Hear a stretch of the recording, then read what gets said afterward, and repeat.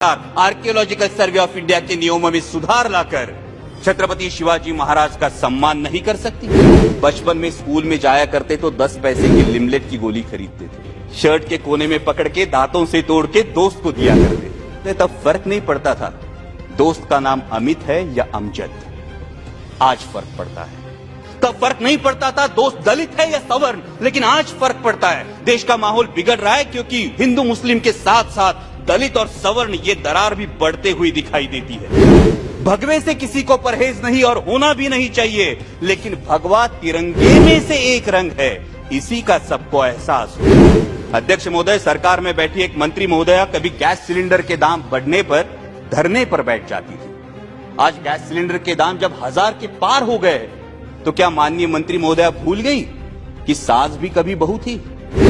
लेकिन हम middle class लोग हैं अध्यक्ष महोदय, 1 लाख करोड़ में एक पे कितने जीरो लगते हैं ये हमें पता नहीं, क्योंकि मेरे देश के 90% देशवासियों को सिर्फ इन सवालों से मतलब है कि आज पेट्रोल का दाम क्या है, आटे दाल का भाव क्या है, गैस सिलेंडर के दाम क्या है। अध्यक्ष महोदय, ये ताज्जुब की बात है कि जिन अंग्रेजों से आजादी का अमृतकाल हम मना रहे हैं, उन्हीं अंग्रेजों के जमाने का कानून है डिफेंस एक्ट 1903। कि महाराष्ट्र के पिंपरी चिंचवड़ में लगभग 5 लाख देशवासी ऐसे हैं जिनके घरों पर अनऑथराइजेशन का खतरा मंडरा रहा है और उसकी वजह है डिफेंस का रेड जोन। अब ये भी अचरज की बात है कि हम गाय को माता मानते हैं, गाय को पूजते हैं और गोवंश की वृद्धि के लिए जो अत्यावश्यक है उस बैल को हमने शामिल कर रखा है बाघ, शेर, बंदर और भालू इनकी सूची में।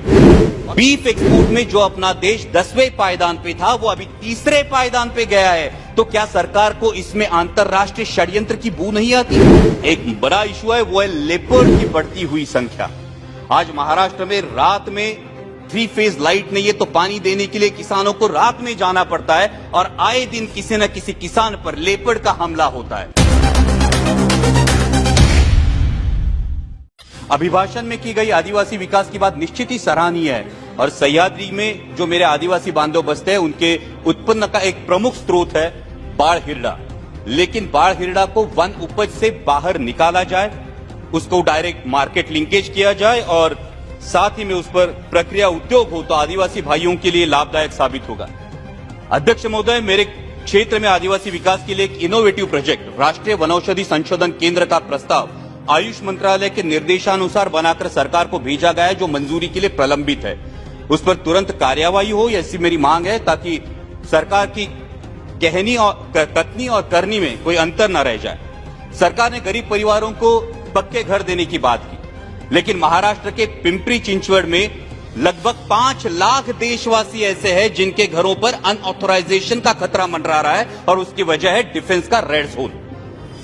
अध्यक्ष महोदय, ये ताज्जुब की बात है कि जिन अंग्रेजों से आजादी का अमृतकाल हम मना रहे हैं, उन्हीं अंग्रेजों के जमाने का कानून है डिफेंस एक्ट 1903 और उसके अनुसार पिंपरी चिंचवड़ में डिफेंस ने रेड जोन लगाया है। उसकी मर्यादा है 2000 यार्ड और जो आजाद हिंदुस्तान ने कानून अपनाया, यूएन का स्टेक रेगुलेशन जिसको 2005 में अमेंड किया गया, उसके अनुसार रेड जोन की मर्यादा 2000 यार्ड नहीं बल्कि सिर्फ 270 से 500 मीटर होनी चाहिए। तो मेरा अनुरोध है कि अंग्रेजों के इस कानून को त्याग कर अमृतकाल में पिंपरी चिंचवड़ तथा देश के अन्य 13 राज्यों में यह समस्या है, वहां 500 मीटर के आगे रिस्ट्रिक्शंस हटाकर देशवासियों को राहत मिले।